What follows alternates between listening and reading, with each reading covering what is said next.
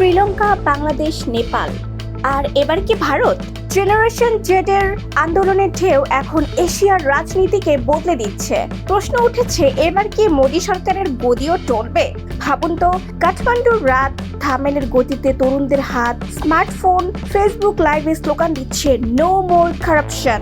মাত্র দুদিনেই শান্তিপূর্ণ প্রতিবাদ পরিণত হলো সহিংসতা, সরকার পদত্যাগ করলো রাতারাতি। প্রশ্ন একটাই, এটা কি সত্যি জেনারেশন জেড এর ডিজিটাল বিদ্রোহ, নাকি এর পেছনে লুকিয়ে আছে কোনো বহিরাগত ষড়যন্ত্র?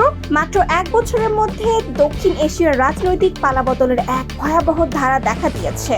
2022 সালে শ্রীলঙ্কায় দেউলিয়া অর্থনীতির কারণে রাজাপক্ষ সরকার পতন হয়। 2024 সালে বাংলাদেশ ছাত্র আন্দোলন বিশাল গণ অভ্যুত্থানের রূপ নেয়। শেখ হাসিনা দেশ ছেড়ে পালাতে বাধ্য হন।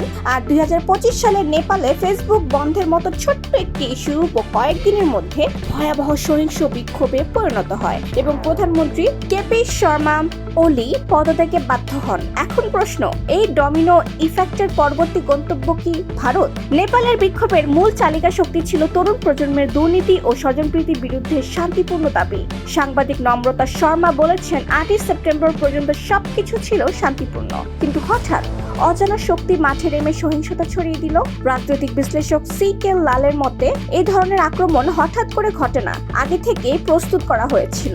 সাবেক কূটনীতিক লোকরাজ বড়াল সতর্ক করেছেন, অভ্যন্তরীণ শক্তির পাশাপাশি বাইরে থেকেও কেউ সুযোগ নিতে পারে। প্রশ্ন হলো, এটা কি নেপালি তরুণদের স্বতঃস্ফূর্ত বিদ্রোহ, নাকি বাইরে থেকে কেউ তাদের হাতিয়ার বানিয়েছে? আপনার কি মনে হয়? কমেন্টে জানাতে ভুলবেন না। কিন্তু এখানেই শেষ নয়। দিল্লির ভেতরে ফিসফিসানি, কাঠমান্ডুতে বসে কি ভারতের সর্বনাশ করার প্ল্যান চলছে? এমনিতেই যুক্তরাষ্ট্রের সাথে টানাপোড়েনে চলছে মোদী সরকারের। এর মধ্যে অভ্যন্তরীণ অস্থিরতা যোগ হলে তা ভারতের জন্য ভয়াবহ সংকেত হতে পারে। ইতিমধ্যে ভারতের বিহারে চাকরি প্রত্যাশী তরুণরা রাজপথে নেমেছে। রাজধানী পাটনার প্রধান সড়কগুলো অচল হয়ে গেছে। হাজার হাজার ছাত্র মুখ্যমন্ত্রী সরকারের বিরুদ্ধে বিক্ষোভে সামিল হয়েছে।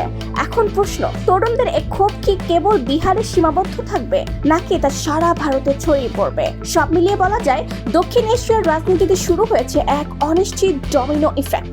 শ্রীলঙ্কা থেকে বাংলাদেশ, নেপাল হয়ে এবার ভারত, সব জায়গায় তরুণ প্রজন্মই প্রধান শক্তি হয়ে উঠছে। নেপালের রাত এখনো শেষ হয়নি, ভারতের দিনও কি বলতে যাবে? জেনারেশন জেড কি সত্যি এশিয়ার রাজনীতির নতুন গেম চেঞ্জার? আপনি কি মনে করেন, এটা স্বতঃস্ফূর্ত বিদ্রোহ, নাকি বাইরে থেকে সাজানো কোন ষড়যন্ত্র? কমেন্ট করুন, ভিডিওটা লাইক, শেয়ার এন্ড সাবস্ক্রাইব করতে ভুলবেন না। সাথে থাকুন, আই রাইটার।